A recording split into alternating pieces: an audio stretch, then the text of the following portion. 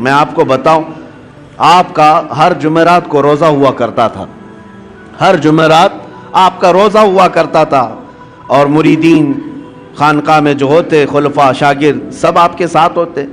ایک بار ایسا ہوا کہ جمعرات کا دن ہی ہے، دوپہر کا وقت ہے، ایک فقیر آیا لاہور سے چل کر کے، بڑا دور کا سفر کر کے آیا، اور وہ درویش آیا، غریب نواز سے ملاقات کیا اور مٹھائی لے کر کے آیا تھا، سوغات تحفے کے طور پر، اور پیش کیا کہ حضور یہ میری طرف سے قبول فرما لیں، بڑی دور سے لایا ہوں۔ تو آپ نے ہدیہ قبول فرما لیا، چونکہ سنت ہے۔ ہدیہ قبول کرنے کے بعد آپ نے رکھ لیا، لیکن وہ درویش اس بات پر بضد تھا کہ آپ میرے سامنے تھوڑا سا کھا لیجئے، تاکہ مجھے اطمینان ہو جائے کہ میری لائی ہوئی مٹھائی آپ نے چکھ لیا ہے۔ آپ نے فرمایا میں کھا لوں گا۔ اس نے کہا نہیں، مجھے ایک بار آپ کو کھاتے ہوئے دیکھنا ہے، یہ میرے ہاتھوں سے لی ہوئی مٹھائی ہے۔ آپ نے ڈبہ کھولا اور مٹھائی لی اور کھا لیا۔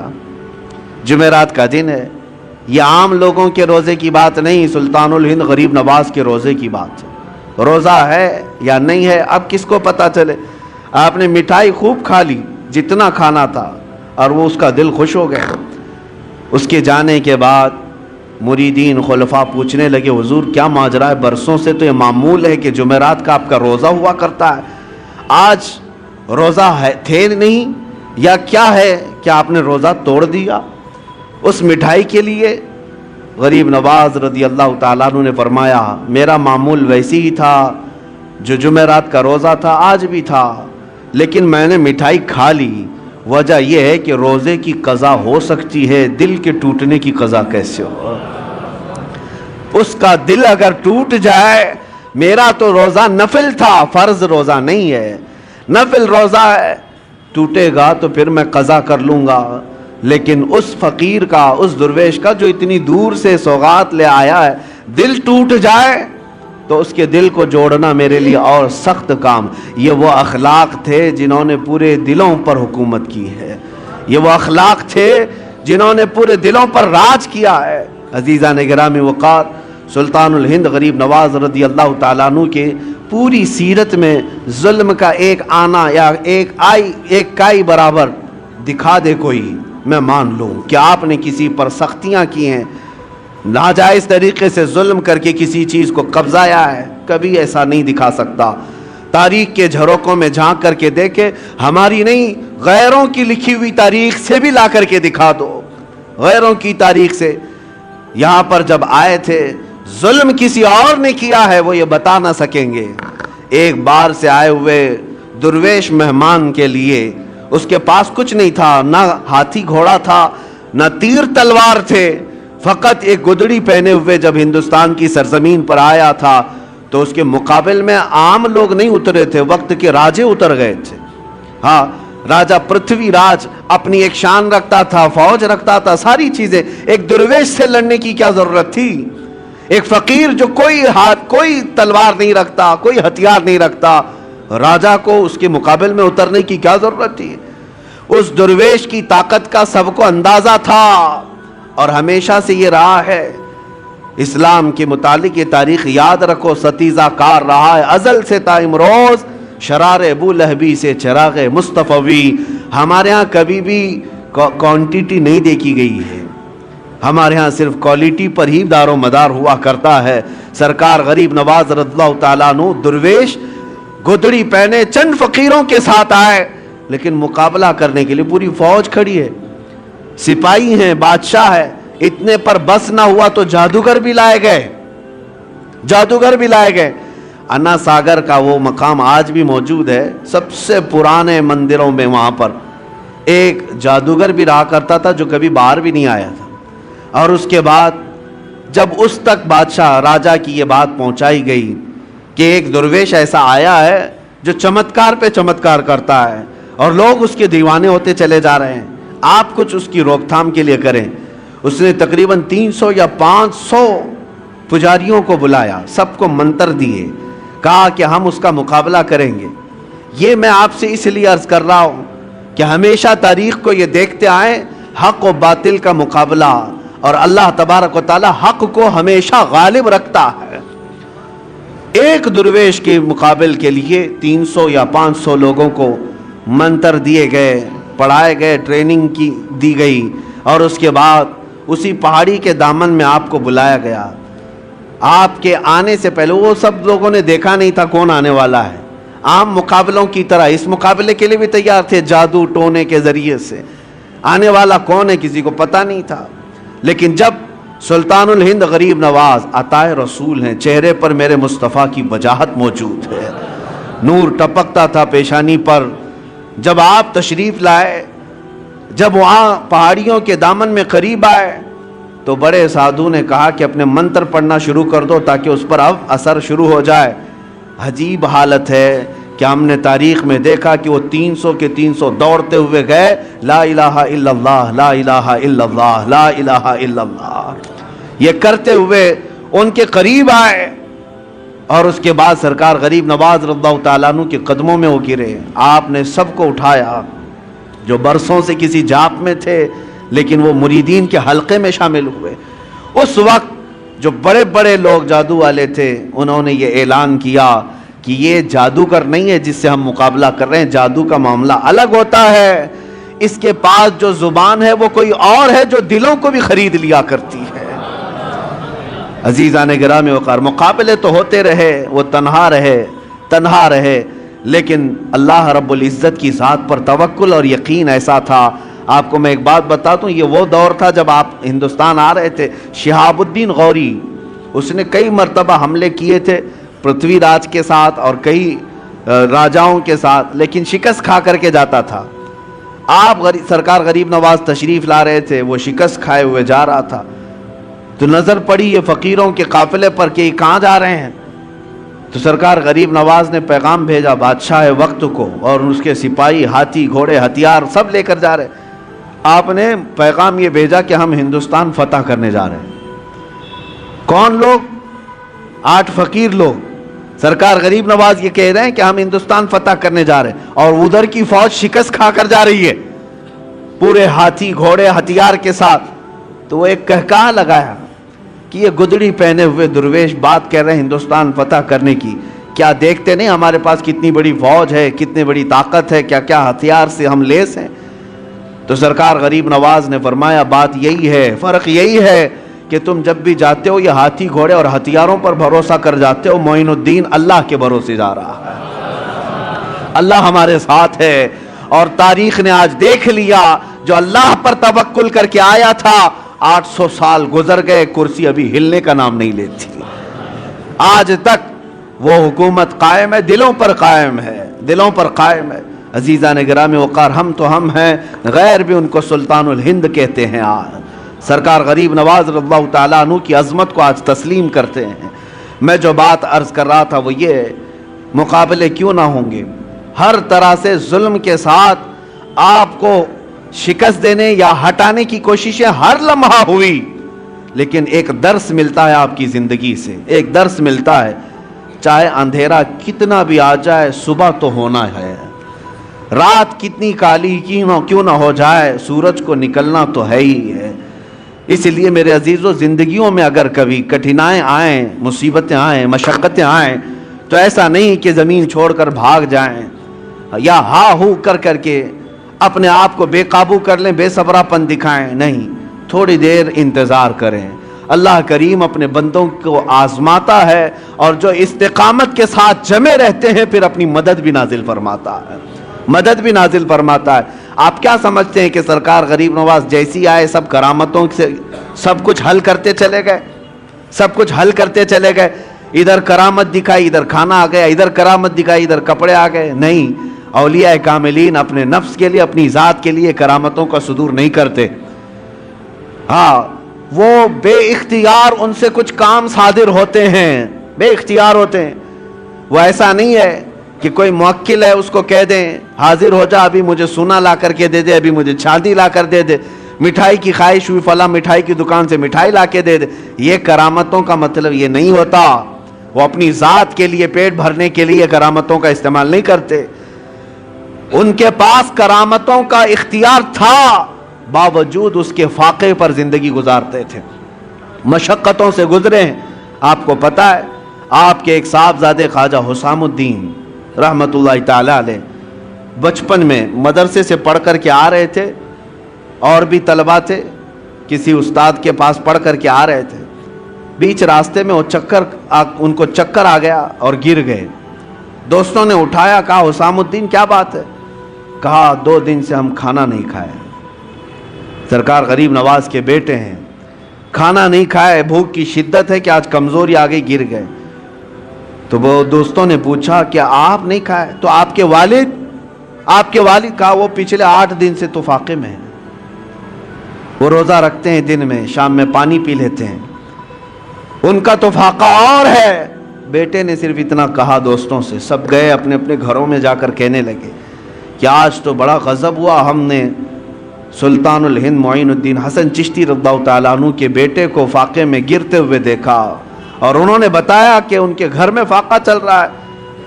جب بچوں نے یہ بات پہنچائی اپنے والدین سے تو شام سے پہلے جتنے متعلقین تھے سب بڑے بڑے طبق کھانے کے بھر بھر کر کے خانقاہ پر لے آئے۔ حضرت سرکار غریب نواز بیٹھے ہوئے تھے، دیکھا اچانک آج کھانے کا اس قدر وافر انتظام، کثیر تعداد میں کھانا آ گیا ہے۔ پوچھا کہ یہ بات کیا ہے، آج اتنا کھانا کیسے آ گیا؟ لوگوں نے کہا کہ حضور آپ نے کبھی اشارہ تک نہیں کیا کہ آپ کے گھر پہ فاقہ ہے، ہم غریبوں کو آپ حکم فرما دیں ہم اپنی جان حاضر کر دیں، کیسے تم لوگوں کو کس نے بتایا؟ سرکار غریب نواز نے پوچھا تو لوگوں نے کہا آج حضرت آپ کے صاحبزادے حسام الدین چکرا کر گر گئے تھے، پوچھا ہمارے بچوں نے تو انہوں نے بتایا کہ آپ پچھلے 1 ہفتے سے فاقے میں ہیں اور وہ کمزوری کی وجہ سے گر گئے تھے۔ حضرت خواجہ غریب نواز رضی اللہ تعالیٰ عنہ کھانا تو کھا لیے، ان کے ساتھ بیٹھ کر کے کھائے اور اس کے بعد اپنے گھر پر آئے، بلائے حسام الدین کہاں ہیں؟ بیٹا سامنے آیا، کہا اب میری نظروں سے تم ہمیشہ کے لیے دور ہو جاؤ، اس لیے کہ یہ فاقہ میں دنیا کے لیے نہیں میرے رب کی رضا کے لیے کرتا تھا، اور جو میرے رب کے راز کو باہر لوگوں میں افشا کرے میں اس کو اپنی چھت کے نیچے نہیں دیکھنا چاہتا۔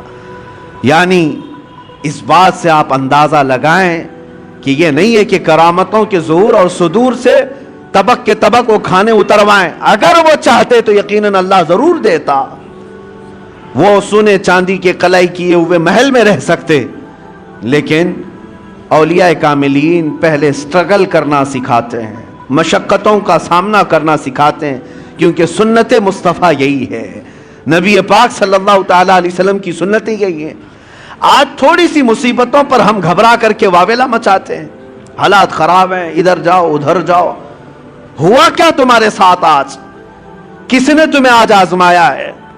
وہ تلواروں کے نیچے بھی سجدے نہیں چھوڑتے تھے، آج تمہیں کون ہے جو اذانوں سے روکتا ہے؟ کون ہے تمہیں مسجدوں میں جانے سے روکتا ہے؟ کوئی نہیں روکتا۔ تم تو آج محو خواب ہو اور خراٹے لیتے ہوئے اپنی نمازیں قضا کر جاتے ہو، کوئی تمہیں روکنے والا نہیں۔ عیش و عشرت آج اللہ نے اتنا دیا ہے جتنا ماضی میں کبھی لوگوں کو ملی نہیں ہوگی۔ آج تک بتاؤ کیا تم یا تمہاری اولاد کبھی ننگے رہے؟ کیا کوئی رات ایسی ہو کہ مجبوری کی وجہ سے یا بے سر و سامانی کی وجہ سے تم بھوکے سو گئے ہو؟ نہیں، اپنی پسند سے ہو سکتا ہے کوئی بھوکا سو جائے، لیکن غربت کی وجہ سے بھوکا سوئے کوئی آج بہت مشکل نظر آتا ہے۔ سب کو اللہ آج کھلا رہا ہے، سب کو پلا رہا ہے، سب کو پہنایا ہے، ساری نعمتیں ہمارے پاس ہے، لیکن اسلام کو جو ہم نے اجنبی بنا رکھا ہے اپنے گھروں میں، یہ بہت حیرت کی بات ہے، یہ بہت حیرت کی بات ہے۔ جس اسلام کا نام ہمیں عزت دیتا ہے، جس مصطفیٰ کی نسبت ہمیں عزت دیتی ہے، اسی اسلام کو ہم نے آج اجنبی بنا کر رکھا ہے۔ اجنبی کا مطلب کیا ہے؟ ہم اسلام زندہ باد کے نعرے سڑکوں پر لگا سکتے ہیں، اپنے گھر میں لگاؤ، اپنے گھر میں اسلام کو زندہ کر کے دکھاؤ۔ تم اپنی بیٹیوں پر اسلام کو پسند کرتے ہو؟ کیا تم اپنی بیویوں پر، اپنی بہنوں پر اسلام کو پسند کرتے ہو؟ اگر اسلام کو پسند کرتے تو ان کا حجاب کیوں آج نکل گیا؟ ان کا پردہ کیوں نکل گیا؟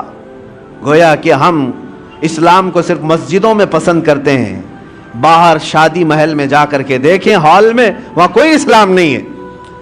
اسلام کو پسند ہی نہیں کرتا مسلمان، اجنبی بنا رکھا ہے۔ اپنے برتنوں پر، اپنے دسترخوانوں پر کیا اسلام کو پسند کرتے؟ اگر تمہیں اپنے کھانے میں بھی اسلام پسند تھا تو یہ کیا ہے کھڑے کھڑے قطاروں میں جو کھاتے ہیں؟ کیا یہی اسلام ہے؟ اگر تمہیں اپنے لباس میں اسلام پسند تھا تو ذرا اپنے اوپر جھانک کر کے دیکھ لیتے. اپنے چہرے پر اگر اسلام پسند تھا آئینے میں جا کر دیکھ لیتے. ہم نے خود اجنبی بنا دیا ہے اسلام کو اپنے گھروں میں, اور ہم بات کرتے ہیں اسلام کے لٹنے کی کہ اسلام کو فلاں لوٹ رہا ہے, اسلام کے اوپر فلاں جو ہے ظلم کر رہے ہیں. خود اپنوں کا جو ظلم ہے اس کا کیا ہے؟ میں بات الگ نہ چلی جائے, آپ کو اس لیے عرض کر رہا ہوں کہ وہ وقت کے سلطان معین الدین حسن چشتی غریب نواز, جن کی حکومت آج بھی ہمارے دلوں پر قائم ہے, لیکن پابندیاں ایسی تھیں ان کی زندگی پاک میں, قسم خدا کی سارے لوگ مل کر کے میں چیلنج کرتا ہوں, ایک روایت ڈھونڈ کر کے لاؤ کہ غریب نواز کی ایک نماز کیا ایک رکعت کبھی قضا ہوئی ہو, کبھی کوئی نماز قضا کی ہو, نہیں لا سکو گے. ان کی زندگی بھر کی عبادتیں. اور پھر حد تو یہ ہے, میں نے ایک بات پڑھی تھی مجھے بہت حیرت ہوئی, رجب المرجب کے یہی 6 تاریخ کو آپ کا عرس مبارک ہے, پہلی رجب کو آپ اپنے خانقاہ میں اندر چلے گئے تھے, حجرہ بند کر لیا تھا, کھڑکیاں بھی بند, کسی کو اندر آنے کی اجازت نہیں تھی, آپ اکیلے تھے, اور اللہ اللہ اللہ کی آوازیں آتی رہی. 6 رجب تک لوگ دن رات آوازیں سنتے تھے باہر سے, اور 6 رجب کے عین دوپہر کے وقت آواز بند ہو گئی, آواز رک گئی. اب میں آپ سے پوچھتا ہوں کہ ایک کمرہ پورا چاروں طرف سے بند ہو, کھڑکیاں بھی بند ہیں, دروازے بھی بند ہیں, اندر کیا حال ہوگا؟ گرمی کا حال یا پسینے کا حال کیا ہو سکتا ہے؟ کوئی ہوا کا انتظام نہ ہو, آپ اندازہ کر سکتے ہیں. لیکن جب آواز بند ہوئی تو خلفاء و مریدین نے کافی انتظار کے بعد دروازہ توڑ دیا. انہیں ایسا لگا کہ شاید آپ کے ساتھ کچھ ہو نہ گیا ہو. دروازہ توڑ دیا تو دیکھا آپ چارپائی پر لیٹے ہوئے ہیں, اور آپ کی روح کب سے انصری سے پرواز کر چکی ہے, آپ کا وصال ہو چکا. لیکن اندر آتے ہی جیسے ہی مریدین کی نظر پڑی, پیشانی پر لکھا ہوا تھا ھذا حبیب اللہ مات فی حب اللہ, یہ اللہ کا حبیب ہے, اللہ کی محبت میں چلا گیا ہے. جو بات میں عرض کرنے جا رہا تھا وہ یہ, دیواروں پر دیکھا گیا آپ کی سانسیں جو نکلتی تھیں, آپ کی سانسیں نکل کر کے جو بھاپ بنتی تھی, دیواروں پر وہ پسینہ جمع تھا شبنم کی طرح سے, لیکن اس پسینے کے قطروں کو دیکھا گیا غور سے تو ہر قطرے سے لا الہ الا اللہ لکھا ہوا نظر آتا تھا. سانسیں جو نکلتی ہیں جہاں جا کر جم جائیں اس میں بھی ذکر الہی موجود ہے. عزیزان گرامی وقار, جن کی عبادتوں کا اور ریاضتوں کا یہ حال ہو تو کیا رب تبارک و تعالیٰ انہیں یہ مقامات علیہ نہیں عطا فرمائے گا؟ یقیناً کرامات اپنی جگہ پر, لیکن جو انہوں نے اسٹرگل کیا اپنی زندگی میں, مشقتیں اٹھائی ہیں, جو عبادات اور ریاضات کے ذریعے سے انہوں نے اپنے نفس کو مارا ہے, وہ بھی تو ہمارے لیے درس ہے. آج وہ بھی تو ہمارے لیے درس ہے. 1 روپیہ یا 1 سکہ کسی کا حرام کا آپ کی خانقاہ تک آپ نے کبھی آنے نہیں دیا, کبھی آنے نہیں دیا. یہاں تک کہ نظر و نیاز جو آتے اس کو خیرات کر دیتے تھے. جب اپنے آپ کو اس طرح بچا لیا جائے تو مقامات بلند عطا ہوتے ہیں. آج سلطان الہند غریب نواز کے عرس کا مقصد صرف یہ نہیں ہے کہ آپ جائیں اور ایک چادر چڑھا دیں, مہنگی پھول چڑھا دیں. اس غریب نواز کو ہماری چادروں کی کوئی ضرورت ہی نہیں. اللہ نے جنتی چادر انہیں پہلے سے پہنایا ہوا, وہ جنتی جوڑے میں ملبوس ہیں. ہاں یہ اور بات ہے کہ ہم عظمت شان کے لیے چادر پیش کرتے ہیں, ان کی شان و شوکت ان کی رفعت کے لیے پیش کرتے ہیں, یہ اور بات ہے, میں اس کا منکر نہیں ہوں. لیکن اگر تم یہ سمجھتے ہو کہ چادر پیش کرنے کے بعد ہی میری ذمہ داری ختم ہو گئی, یہ تمہاری خام خیالی ہے. اصل مسئلہ ان کے دربار میں چادر پیش کرنے کا نہیں, اصل مسئلہ یہ ہے جاؤ تو اپنا دل ان کے قدموں میں رکھ کر کے آ جاؤ اور عرض کرو کہ اب میں زندگی اپنی مرضی سے نہیں آپ کے اشاروں سے جینا چاہتا ہوں.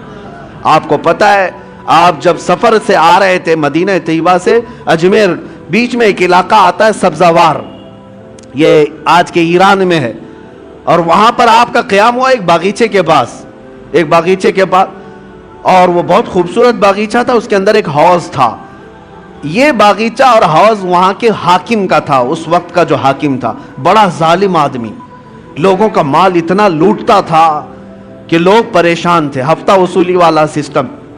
اور پھر اسی کا اس کا ایسا ظلم تھا کہ کوئی باغیچے میں اجنبی نہ آئے. اتفاق ایسا کہ سرکار غریب نواز وہیں پر قیام کیے اور آپ کی نماز کا وقت آیا تو اس حوض سے آپ وضو کرنے چلے گئے.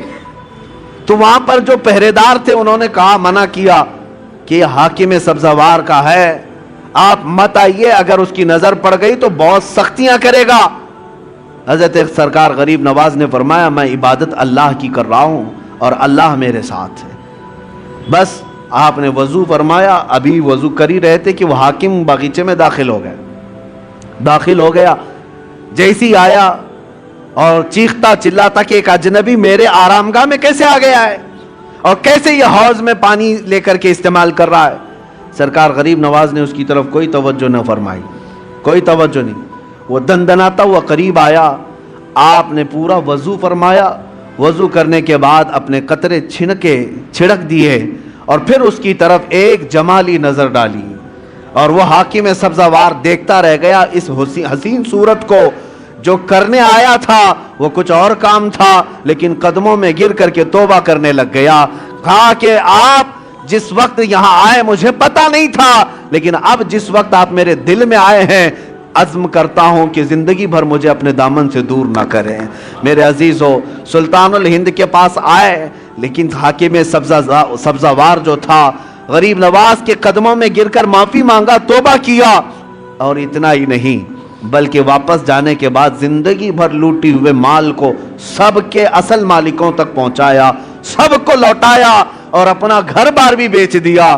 تب سرکار غریب نواز کے پاس آیا، کوئی نظر و نیاز لے کر کے نہیں، کوئی تحفہ تحائف لے کر کے نہیں، بلکہ آیا اور کہا، اب آپ کا یہ غلام سب دے کر کے آیا ہے، سوائے دل کے اب کچھ نہیں رہ گیا، وہ میں آپ کے پاس لے آیا ہوں. سلطان الہند غریب نواز نے قبول فرمایا، بیعت ارادت میں ہی نہیں بلکہ اپنے عظیم خلفاء میں اس کو شامل فرمایا، خلافت عطا کی. بعد میں تاریخ میں موجود ہے سبزوار کے اللہ تبارک و تعالیٰ نے سبزوار کے ان کو قطب بنایا، اپنے وقت کے قطب تھے.